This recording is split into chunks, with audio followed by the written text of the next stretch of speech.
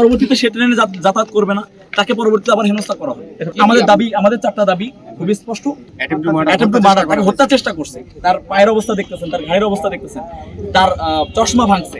তো এত কিছুর পরে তাকে সেফ এক্সিট দিছে তারা, এবং তারা বলতেছে আসলে তাকে এখন কোথায় পাবো।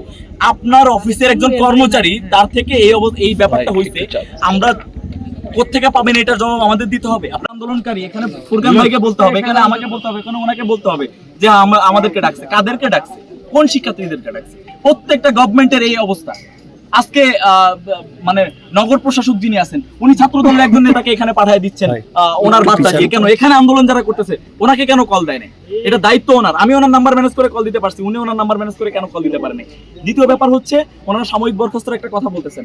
আপনারা দেখেন, একটা গভর্নমেন্ট অফিসে বা আপনারা যারা সাংবাদিক আছেন, আপনাদের অফিসেরও কি এমন নিয়ম আছে যে এই যে হাতে লিখে কোনো বরখাস্ত পত্র কি দেওয়া হয়?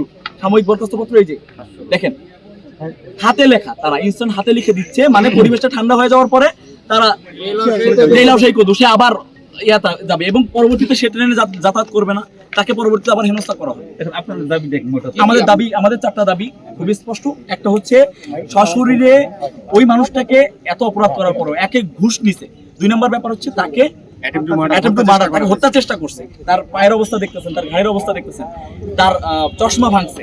তো এত কিছুর পরে তাকে সেফ এক্সিট দিছে তারা, এবং তারা বলতেছে আসলে তাকে এখন কোথায় পাবো। আপনার অফিসের একজন কর্মচারী, তার থেকে এই ব্যাপারটা হয়েছে, আমরা কোত্থেকে পাবেন এটার জবাব আমাদের দিতে হবে। আমাদের দাবি 1 নম্বর হচ্ছে, তাকে সশরীরে উপস্থিত করতে হবে। 2 নম্বর, যেহেতু সে ঘুষ নিছে, ঘুষের অপরাধে তার ব্যাপারে প্রাতিষ্ঠানিক ব্যবস্থা নিতে হবে সরকারি অফিসে।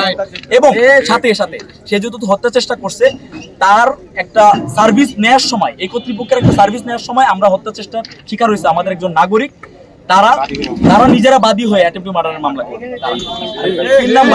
3 নাম্বার, তিনি ফিজিক্যালি মানে অনেক ক্ষতিগ্রস্ত হয়েছেন, এবং তার চশমা ভাঙছে, এবং তার অনেক মানে ইনজুর্ড হয়েছে। সেই জায়গা থেকে তাকে উপর্যুপরি ক্ষতিপূরণ দিতে হবে। 4 নাম্বার, খুবই গুরুত্বপূর্ণ ব্যাপার, যে স্টুডেন্টদের সাথে একে তো ভালো ব্যবহার অবশ্যই করতে হবে।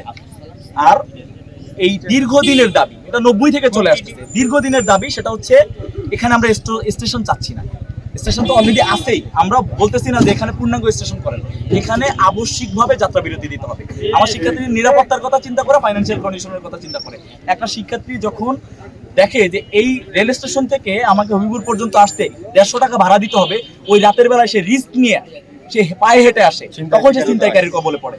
তো এই যে দীর্ঘ একটা ক্ষতি হচ্ছে, এটা আমি একজন পার্সন হিসাব না করে, এই 90 থেকে এই পর্যন্ত হিসাব করেন আপনি, আজ পর্যন্ত কত হাজার হাজার শিক্ষার্থী ছিনতাইয়ের শিকার হয়েছে, হাজার হাজার শিক্ষার্থী কোটি কোটি টাকা চলে গেছে এই ভাড়া দিতে গিয়ে।